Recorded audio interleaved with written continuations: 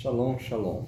Estamos na Parashá Noa, uma Parashá que nos conecta com a era de Mashiach, nos conecta com o momento do descanso, que vem até mesmo da própria palavra Noah, que nos conecta com uma promessa de redenção, uma inundação para o bem, uma inundação para um bom propósito.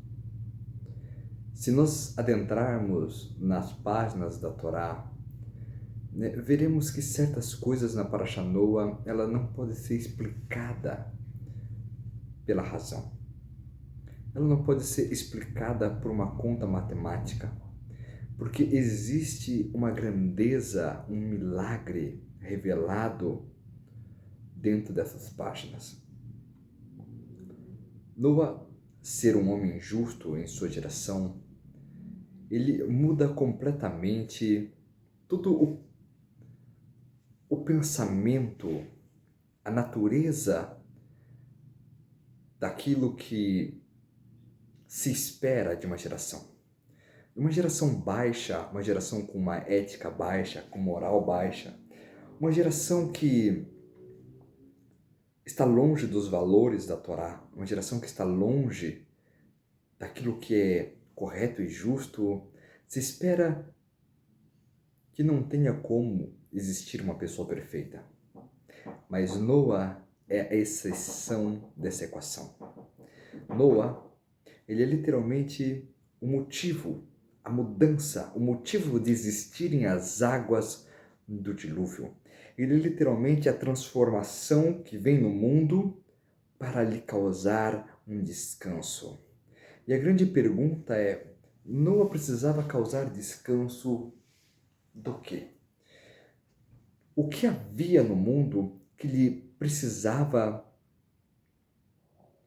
da sua presença para uma mudança, para um Shabbatot? Noa está relacionado com o período na qual todo o trabalho, todo o enfado, toda aquela dura servir, ela é diminuída.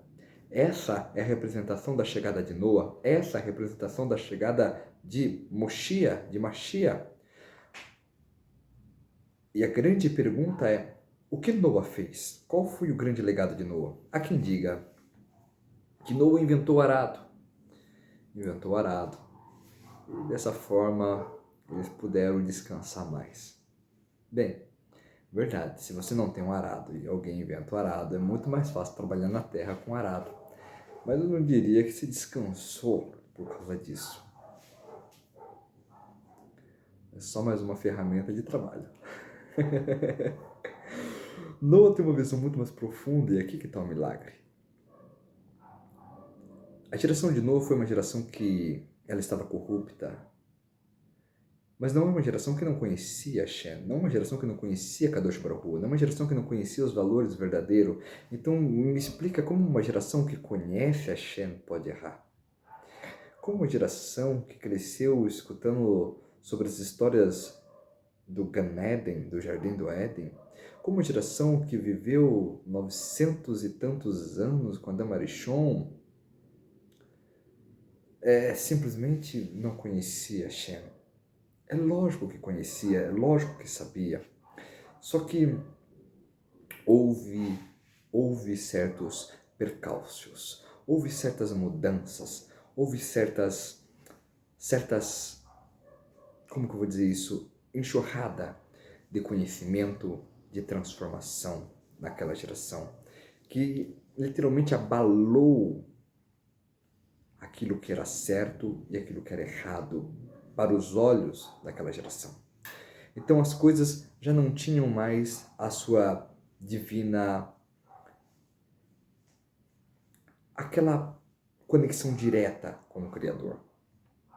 Bem, na paraxá passada, a gente vimos que os filhos de Deus, eles se juntaram às filhas dos homens e com isso geraram com elas. E eles tomavam e davam em casamento. Os sábios explicam que um dos maiores motivos do por que Deus destruiu aquela geração foi nada mais, nada menos que o roubo. De tantas mitzvot ruins que foram feitas, porque o roubo é dito como foi por causa do roubo que Deus resolveu agir. Foi por causa do roubo que Deus resolveu trazer o fim daquela era. Isso leva a uma grande dúvida, porque se você entrar dentro dos Midrashim, dentro do grande conhecimento que o grande conhecimento judaico que existe sobre aquela era, você vê que eles não eram pessoas que erraram pouco, mas sim que eles erraram muito. Há quem diga que animais com seres humanos se misturaram, que animais com outras espécies de animais se misturaram, que animais com anjos se misturaram, que anjos com homens se misturaram, e com tanta loucura desse jeito, eu diria que existe muitas coisas para Deus destruir aquele povo. Os sábios explicam que eles tinham conhecimento, que eles falaram o seguinte: olha, Deus é tão grande, Deus é tão alto, Deus é tão poderoso. Talvez nós não devíamos ficar falando com ele diretamente. É melhor falar com o representante dele, com quem está mais próximo, com um grande malá, com um grande anjo. Esse anjo vai passar a mensagem e assim por diante. Logo eles se acharam que eles estavam inferiores aos anjos, começaram a falar com as estrelas. Logo eles estavam inferiores às estrelas, e assim por diante, vai descendo de níveis. E cada vez Deus vai ficando mais esquecido nisso. Só que essa grande confusão que vem arrastando desde a Parashá Bereshit até a Parashá Noa, culminando aqui com Mabur, com o dilúvio, ela leva uma simples dúvida, que é para onde foi todo aquele conhecimento divino que existia. Então a geração que ela recebeu esse conhecimento divino, na verdade esse conhecimento ele não estava puro, eles estavam tão misturado do que é certo, do que é errado, que eles simplesmente se permitiram a errar. Eles encontravam maneiras de fazer as coisas não parecer tão prejudiciais. Então, uma das coisas que acontecia, por exemplo, quando uma pessoa ela vai para a guerra, ela dá a carta de divórcio. Uma vez que ela deu a carta de divórcio, aquela pessoa ela não está mais comprometida. Então, uma das maneiras que se fazia é que, enquanto as pessoas elas partiam para a guerra, esses anjos falavam: olha, essas mulheres são solteiras, então é nossa. Às vezes, quando elas estavam para casar, no dia de noivado, eles falavam: olha, ela não casou ainda. Tecnicamente, ela não está comprometida ainda. Então, eles tentavam encontrar pequenas brechas, pequenos furos dentro da lei, tentando. E isso é o Mabur. O Mabur, ele é uma imersão completa. Uma imersão de conhecimento angelical, sabedoria divina que foi dispersada, a sabedoria da Torá que foi dispersada para aquela geração e que não souberam usar e começaram a tentar utilizar de forma errônea aquilo.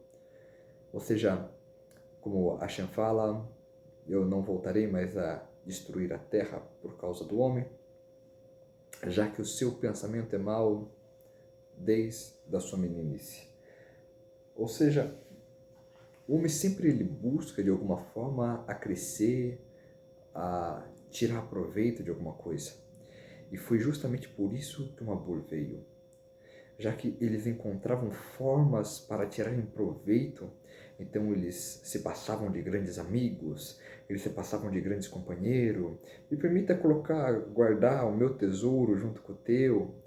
Mas quando eles iam tirar o tesouro deles, eles tiravam do próximo também. Então era sempre naquela desculpa: eu não percebi, eu nem notei. Era sempre: poxa, que vacilo meu, você quer de volta? Então era sempre de uma forma muito leve, né? Olha, eu queria essa fruta, mas será que eu posso experimentar antes? Pô, experimentei, não gostei, eu não vou levar. né? Então aquela pessoa ficava no prejuízo e assim por diante. Ou seja, a Torá conta várias e várias histórias que eles utilizavam de uma audácia para poder cometer esses crimes. E é aqui que eu quero entrar. Porque existe dois tipos de mikveh. Existe aquele mikveh que vai no período, por exemplo, de nidá, tal, de impureza, tal. Existe um segundo tipo de mikveh, né, para não falar, por exemplo, do mikveh do Kohen Gadol, né, que é ainda mais elevado, que é aquele mikveh do homem que ele vai todo dia. E se ele já foi no dia anterior e ele não passou por nenhum processo que o impurifique, por que ele vai no mikveh de novo no outro dia? E aqui que está o grande segredo. Não é para que ele se purifique. É para que ele se torne elevado. Não é para que ele se purifique, mas para que ele se torne algo ainda maior. E é isso que Hashem estava fazendo com Noa, transformando ele em algo ainda maior. Não é à toa que Noa é uma das encarnações, Moshe Rabbeinu é uma das encarnações de Noa. Mas isso é conversa para um outro dia. A deixar mais elevado. Então, ou seja, em algum momento, essas criaturas celestiais se envolveram com os homens, transmitiram o conhecimento, transmitiram modos de fazer coisas, de enxergar as coisas, e isso confundiu a mente deles, ao ponto de que poucos seletos se mantiveram firmes numa geração de ímpios que se corromperam com o conhecimento da Torá e não sem o conhecimento da Torá. E o engraçado e também curioso desse desfecho é que não em nenhum momento ele vacila, ele duvida que Hashem é bondoso. Em nenhum momento ele tem dúvidas de que a misericórdia de Hashem é infinita. Hashem avisa para ele que o dilúvio vai levar 120 anos. Ele leva 120 anos para construir a arca. Hashem avisa para ele que as águas do dilúvio elas vão vir em 7 dias. E enquanto as águas não empurram Noa para dentro, ele continua do lado de fora falando: talvez as pessoas se arrependam. Talvez as pessoas se convertam. Talvez as pessoas voltem atrás. Talvez as pessoas peçam por misericórdia. E dessa vez, então, não haverá destruição. Porque Hashem é bondoso, ele vai perdoar. Hashem é grande, ele vai ter compaixão. Ele fica até o último instante, até que as águas empurram ele para dentro da tevá, da arca, acreditando de que as pessoas elas podem mudar. Essa é a grande grandeza de Noa. Ele não pensa mal, ele não julga mal. As pessoas perguntavam para ele: o que você está construindo? Ele falava: olha, Deus disse que vai destruir a terra, vai destruir tudo com água. As pessoas riam, caçoavam dele, e ele não julgava essas pessoas por mal, ele não as condenava pelo seu pecado, mas ele dizia: tem um grande potencial aí, tem uma grande luz aí, tanto que quando se trata de luz, para Noa precisava de muita pouca luz.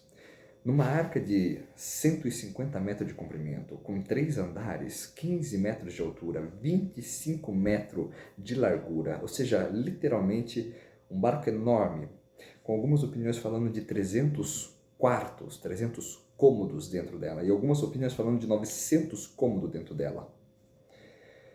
Tudo que muda é a medida. Bem, com tudo isso, Deus fala para ele colocar uma única pedra luminosa, uma única luz. E Noa acendia uma arca inteira. Ou seja, porque a verdadeira luz de Noa, ela não estava exterior a ele, estava nele. Como a Torá mesmo declara, né? Noa era justo naquela geração. Ele era a luz, ele era o farol daquele mundo, daquelas pessoas. Era por causa dele que o mundo estava sendo retificado, era por causa dele que o mundo estava sendo consertado, por causa que existia alguém como ele, que eles mereceram essa grande bênção de serem elevados, de se elevarem, de se purificarem, de se consertarem. Bem, confuso em ouvir essas palavras, mas Hashem diz para ele levar casais puros e impuros para dentro da arca. E dos casais puros, levar 7 pares, ou seja, são 14 animais, sendo 7 machos e 7 fêmeas, para cada tipo de animal que é kasher, que é puro. Só que a Torá ela não diz a palavra animais impuros, ela diz animais que não são puros, com o cuidado de não ofender, o cuidado de não titularizar o próximo, de não marcar alguém, de não colocar, olha, esse é bom, esse é do mal, esse é certo e esse é errado, esse é puro e esse é impuro. Deus nos livre. Então, assim como Noa não duvidava do ser humano, Hashem não duvidava da alma humana, preparando corpos para essas almas encarnarem e se retificarem de uma forma ainda muito mais especial. Só que, de certa forma, o Mabul não precisava ter acontecido. O segredo disso é que existia um outro justo na época de Noa, um grande homem, né? Ele foi a pessoa que mais viveu, acho que foi 969, se eu não estou enganado. Metushelah, o enviado do anjo da morte, é a tradução do seu nome. Chamam de Matusalém, para aqueles que não conhecem hebraico. Metushelah. Um homem justo com muitas histórias que desviariam da Parashá Noa, voltariam para a Parashá Bereshit. Mas, para focar aqui em Noa, o dilúvio não precisava ter acontecido, porque Hashem queria que as pessoas se importassem com o outro, amassem o próximo, respeitassem para não denegrir a propriedade do próximo, a esposa do próximo, a prometida para o próximo, o trabalho que o próximo tem. Então, Hashem, ele recolhe o justo, ele recolhe Metushelah, ele tira Metushelah do mundo.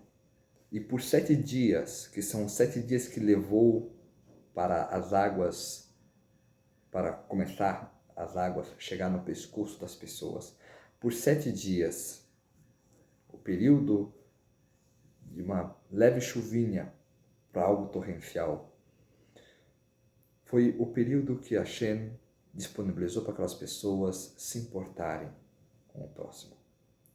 Mas ninguém, além de Noa, lamentou pelo luto.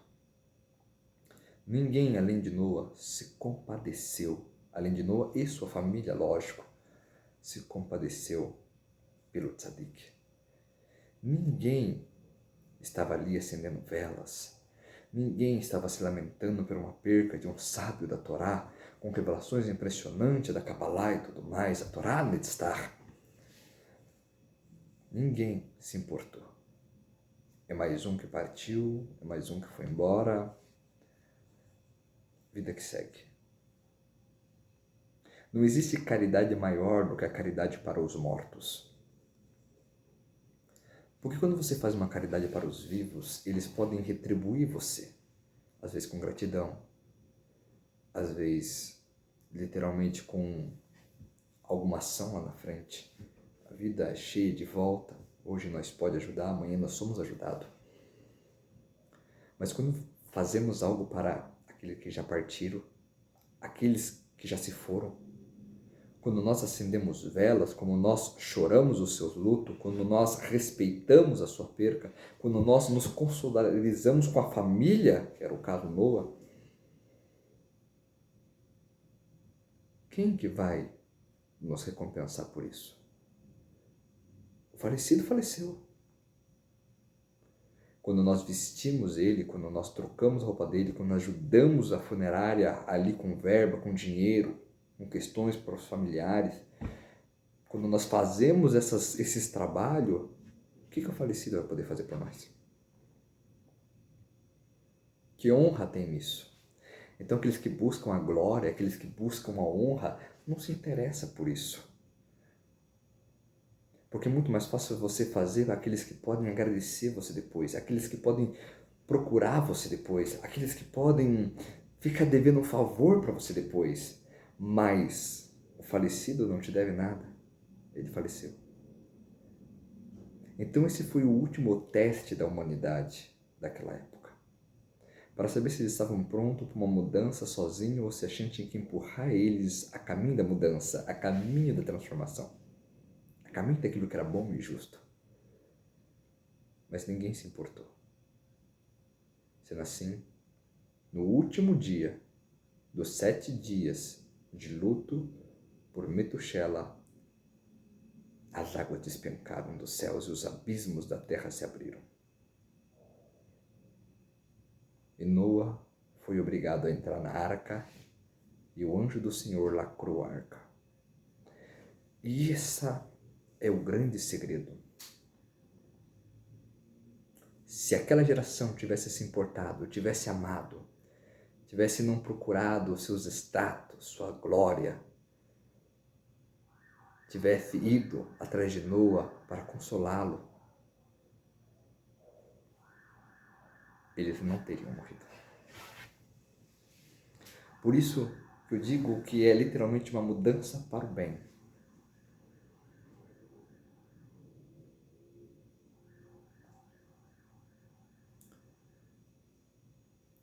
Noa, ele não era formado, eu nem sei o nome disso, trabalha com animais, que ele não tinha capacidade, vamos dizer assim, nenhum humano talvez teria capacidade, até onde eu sei, de encontrar cada espécie de animal, de deduzir ou de saber qual é a ração melhor para cada um deles, qual é o tipo de climatização que você precisa para cada animal dentro da arca, o que fazer para aquele animal se dar bem, o quanto de carne você precisa estocar, por exemplo, para um leão que vai ficar 1 ano com você numa arca, ou o quanto de semente você precisa estocar para sobrar alguma coisa para você plantar e o mundo ter plantas depois, ter árvores depois, ou para você comer mesmo dentro da arca durante 1 ano, você e sua família.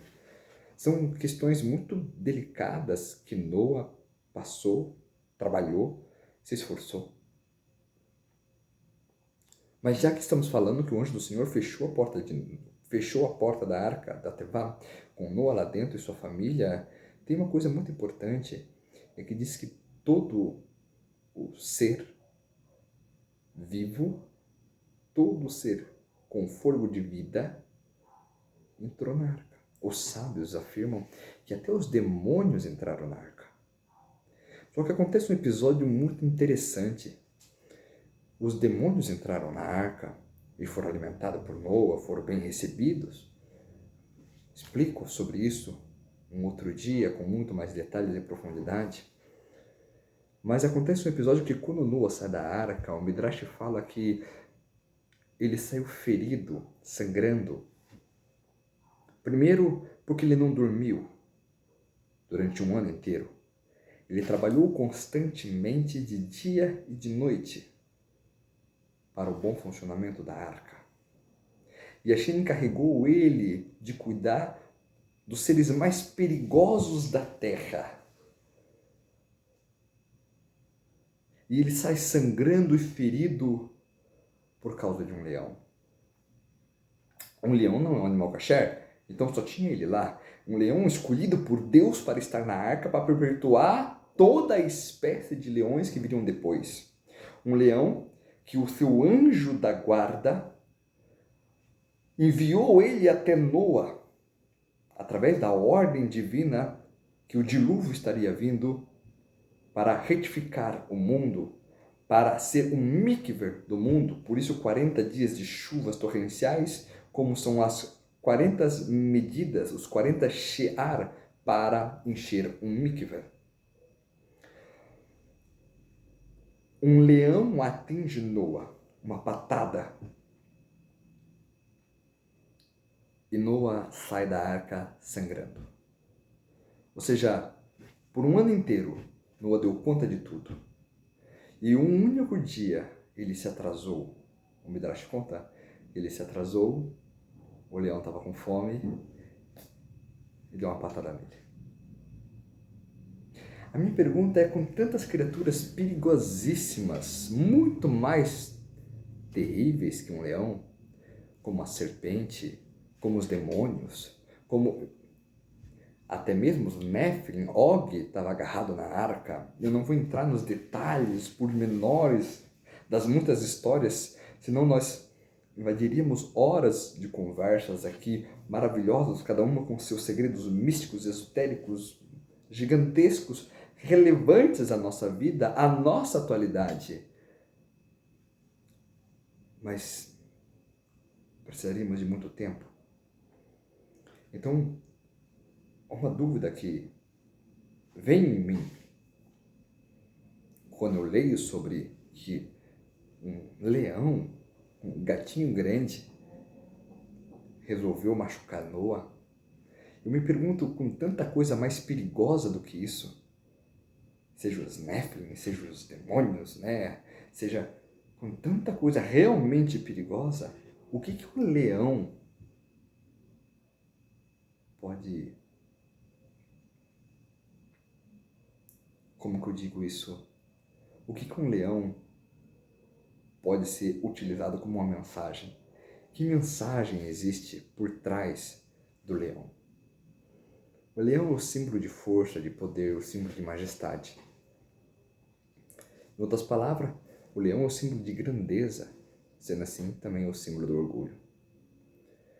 Um ser orgulhoso machucou Noa, porque somente um ser orgulhoso não valorizaria o trabalho que Noa estava tendo, de não dormir por um ano inteiro. Somente um ser orgulhoso não veria que existem muitos e muitos outros animais para serem alimentados. Somente um ser orgulhoso não perceberia que, por mais que Noa tinha seus filhos ali para te ajudar e tudo mais, eles eram insignificantes comparado às muitas e muitas bocas que eles tinham que alimentar. Então, somente um ser orgulhoso, ele mede o outro, não por tudo aquilo que o outro já fez, mas por um único detalhe. Olha, você chegou atrasado. Por um único detalhe, olha, isso aqui em você eu não gostei. Por um único detalhe, olha, você não é bom o bastante. Às vezes isso não vem dos grandes males, dos grandes seres perigosos. Não, porque os grandes seres perigosos, eles têm outras batalhas a travar. Mas o orgulhoso, ele só se importa consigo mesmo. E esse é o maior segredo, na minha opinião, sobre a Parashá Noa. Noa sai de lá sangrando, exausto, cansado, sem dormir. Por causa de um leão, ele quase perde a vida. E qual é a mensagem que nós temos que dizer sobre esse grande justo, sobre Noa? Realmente, será que Noa merecia tomar uma patada? Será que o anjo da guarda de Noa estava de férias, por acaso, e estava ocupado? Né? O que aconteceu? Noa merecia essa patada? Existe uma explicação que ela diz que os justos eles sofrem nesse mundo para receberem o mundo vindouro. Eu acho linda essa explicação, mas não acho que ela cabe nessa história. Por mais que é uma explicação verdadeira, eu jamais iria contra, Deus nos livre. Mas ela não cabe nessa história. Qual é o motivo de Noa levar uma patada? Eu vou dizer. Noa está representando o quê? Noa está representando uma Mashiach. Na Parashá Bereshit a gente escuta as palavras seguintes: o Espírito de Deus pairava sobre a superfície das águas. As águas Mai lembra a palavra Chokhmah, que é a sabedoria, a inteligência. Ou seja, aquilo que imunda de conhecimento. Aquele mundo estava com tanto conhecimento misturado que precisava ser imundado, ser imerso completamente para que ele fosse um indivíduo que soubesse fazer o Avodat Hashem, o trabalho divino. Por isso que através de Noa vai sair os grandes patriarcas com almas extremamente elevadas, o povo de Israel vai sair dali com aquelas almas totalmente submergido para o trabalho divino. Faremos e ouviremos, ou seja, nós faz, depois você explica o que nós estamos fazendo. Estamos totalmente submergidos, estamos totalmente submersos, estamos totalmente anulado a tua vontade, Hashem, para fazer o teu trabalho sem querer tantas explicações, sem querer saber o que eu ganho com isso. A tua presença basta. Essa é o grande segredo da Parashá de Noa. Mitzvot desses níveis, elas precisam ser imediatas. Estamos nos aproximando da festa de Hanukkah, então vou pegar esse gancho. O sacerdote, ele se depara com uma questão de ter que acender, inaugurar o templo, Hanukkah, inaugurar o templo somente dali a 8 dias depois de terem expulsado os gregos da terra de Israel. E ele só tinha azeite para fazer o acendimento das lâmpadas por um dia. O tempo de ida era 4, o tempo de volta era 4, então até irem buscar azeites que tinham um selo de sacerdote, que não estariam profanados para poder fazer a inauguração do Beit HaMikdash, levaria 8 dias. Então, indagam ele, dizendo, olha, por que você quer inaugurar agora e vai ter que inaugurar de novo depois? Porque vai apagar a lâmpada, vai levar 8 dias, você vai ter que fazer isso tudo de novo, então a gente inaugura só daqui a 8 dias. E ele responde, se eu tenho oportunidade de fazer uma mitzvah agora, por que vou esperar? E essa talvez seja a grande resposta do que por que Noa foi atingido. Nós temos sempre que ser pronto quando existe uma mitzvah. E qual é a mitzvah de tratar de um leão? É a mitzvah de você não ignorar ninguém. É a mitzvah de você não ignorar as serpentes, os leões, os jumentos.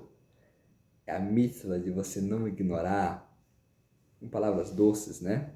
Mas seria aquelas pessoas orgulhosas, seria aquelas pessoas arrogantes, seria aquelas pessoas estúpidas, seria aquelas pessoas ardilosas, seria aquelas pessoas e assim por diante, porque isso representa os animais na arca. É isso que representa a Tevá, quer dizer palavra. Ou seja, os animais dentro da palavra. Existem emoções guardadas ali dentro das nossas palavras. E Noa estava encoberto daquilo e ele precisava apaziguá-la, ele precisava alimentá-la, ele precisava confortá-la. E nós sempre que temos que estar pronto para confortar o próximo, mesmo que esse próximo seja uma pessoa orgulhosa. Nós sempre temos que estar pronto para ajudar o próximo, para saciar o próximo, se é por uma mitzvot, se é por um mandamento. Mesmo que essa mitzvah ela não tenha no próximo um interesse genuíno de mérito. que ele tem uma segunda intenção lá dentro. Mesmo assim, se é uma mitzvot, nós temos que estar sempre pronto para cumpri-la, para executá-la, para colocá-la em prática. Essa é uma das grandes lições que Noah deixa para nós. E o link disso é que através disso o mundo vai alcançar a messiânica, como está escrito que naqueles dias o conhecimento de Deus preencherá a terra como as águas preenchem o oceano, fazendo o link do que é Noah e o que é os nossos dias com a aproximação da revelação completa do Mashiach. Ou seja, se nós estivermos todos prontos para poder de imediato cumprir as mitzvot, ajudar o próximo a cumprir suas mitzvot, nos condoer pelos que precisam de condolências, abraçar aqueles que precisam ser abraçados, alimentar aqueles que estão famintos, ajudar aqueles que estão necessitados. Se nós estivermos prontos para criar um ambiente de comunicação, de interação, de ligação, porque isso quer dizer palavras. Palavra, ela é literalmente algo mais mágico que existe.